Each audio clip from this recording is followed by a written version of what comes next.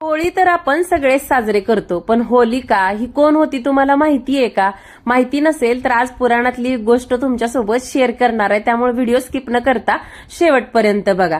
तर होलिका ही हिरण्यकश्यपू यांची लेक होती व प्रल्हादाची बहीण होती. तुम्हाला माहितीये हिरण्यकश्यपू हे स्वतःलाच देव मानत होते आणि प्रल्हाद हा विष्णूंची खूप भक्ती करायचा, म्हणून तो हिरण्यकश्यपू म्हणजे त्याच्या वडिलांना भक्त प्रल्हाद अजिबात आवडत नव्हते. त्यामुळं हिरण्यकश्यपू यांनी ना भक्त प्रल्हाद यांना मारण्याचे खूप प्रयत्न केले होते, पण प्रल्हाद यांच्या विष्णूंचं नामस्मरण भक्तीमुळे ते प्रत्येक प्रयत्नातून वाचत असत.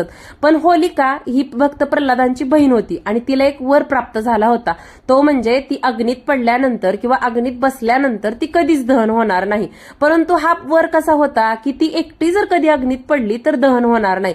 पण हिनं काय प्लॅन केला म्हणजे होलिकानं, की आपण भक्त प्रल्हादांना मारण्यासाठी भक्त प्रल्हादांना मांडीवरती घेऊन अग्नीमध्ये बसूया. आणि ही होलिका भक्त प्रल्हाद यांना मारण्यासाठी मांडीवर घेऊन अग्नीत बसली. पण झालं असं की वरदान असं होतं की एकटी बसली तर जळणार नाही, पण ही भक्त प्रल्हादांना मांडीवर घेऊन बसल्यामुळं होलिकेचं दहन झालं आणि होलिका अग्नीत दहन झाली. म्हणजे याचा अर्थ काय की वाईटावरती शेवटी चांगल्याचा विजय झाला. कारण भक्त प्रल्हाद हे जेव्हा अग्नीत बसले होते तेव्हा सुद्धा अंतकरणापासून अगदी दृढ विश्वास ठेवून भगवान विष्णूंचं नामस्मरण करत होते. त्यांच्या नामस्मरणात आणि विश्वासात त्यांनी कधीच खंड पडू दिला नाही.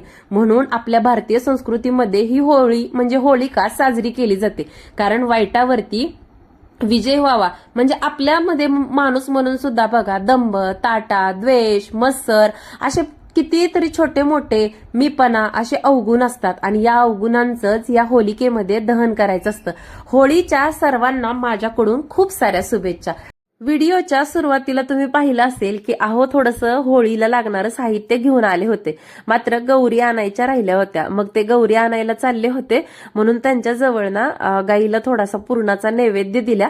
तसं काही होलिका दिवशी आमच्याकडे काही असं पुरणाचा नैवेद्य वगैरे चारायची प्रथा किंवा परंपरा नाही, पण केलीच होती पुरणाची पोळी आणि चालले होते गोठ्याकडे गौरी आणायला, तर गाईला चारण्यासाठी पोळी दिली. आणि मस्त असं बघा कालच्या शॉर्ट व्हिडिओमध्ये मी दाखवलं होतं तुम्हाला की इथं अंगणात पाण्याचा छान असा सडा वगैरे मारून घेतला होता. तिथं छोटीशी गडबडीत रांगोळी काढून घेतली, कारण आता महिला म्हटलं की तुम्ही समजून घेऊ शकता की पुरणाचा स्वयंपाक म्हटला की घरातला सण समारंभ म्हणलं की किती छोटी मोठी असंख्य कामं असतात. त्यामुळे पटकन इथं रांगोळी काढून घेतली. त्यानंतर आहोंनी इथं पूजा वगैरे करून घेतली. पूजा केल्यानंतर इथं पाण्याचा तांब्या घेऊन ना 5 प्रदक्षिणा होळीला मारून घेतल्या आणि आहोंनी होळी पेटवली.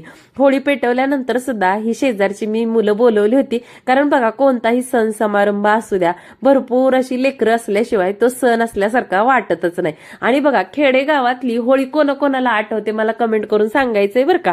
की बघा माझ्या लहानपणी तर असं असायचं की सगळी लहान मोठी मुलं मिळून ना प्रत्येकाच्या घरी यायची. कशासाठी तर गौऱ्या लाकूड हे गोळा करण्यासाठी.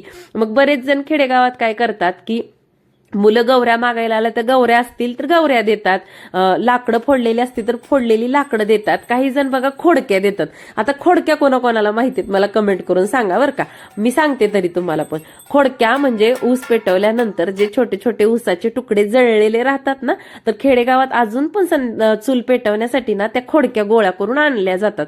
आणि मग ते खेडेगावात ना होळीच्या दिवशी सगळी मुलं अशी जे कोणी घरी जाऊन ना जे काही देतील ना ते घेऊन येतात गुपचूप. आणि जो कोणी हा होळी पेटवण्यासाठी कुठलं साहित्य देत नाही ना त्याच्या दारात ठो ठो ठो बोंबलतात. जुनी आठवण एक माझी झाली, म्हटलं चला अशा पद्धतीची होळी कोणी कोणी सेलिब्रेट केलीये ते विचारावं म्हटलं. मी तर ह्या होळीचा अनुभव घेतलेला आहे. त्यानंतर बघा होळीची पूजा वगैरे सगळं झाल्यानंतर आमच्याकडे अशी पद्धत आहे की लहान मुलांना पण असे छोटे छोटे नैवेद्य द्यायचे. ते नैवेद्य सगळ्यांना देऊन घेतले. आणि खरं तर हा व्हिडिओ कालच येणार होता, पण लाईट गेल्यामुळे मी काही व्हिडिओ अपलोड पण आणि एडिट पण करू शकले नाही. त्यानंतर घरात आले आणि मस्त चौघासाठी जेवणाचं ताट बनवून घेतलं. लेकीनं इथं देवाला पण नैवेद्य दाखवून घेतला. त्यानंतर स्वामींना सुद्धा नैवेद्य दाखवून घेतला आणि चौघांनी मिळून आम्ही छान असं जेवण केलं. तर तुम्हाला कसा वाटला हा होली सेलिब्रेशनचा व्लॉग? आवडला असेल तर लाईक करा, चॅनलवरती नवीन असाल तर चॅनलला सबस्क्राईब सुद्धा करा. आणि आणखीन लाईक केलं नसेल तर लाईक करा. आणि कमेंटच्या शेजारी हाईप असा ऑप्शन आहे, त्यामुळे माझे व्हिडिओ इतरांपर्यंत पोहोचतील, त्यामुळे हाईप सुद्धा द्या. बाय.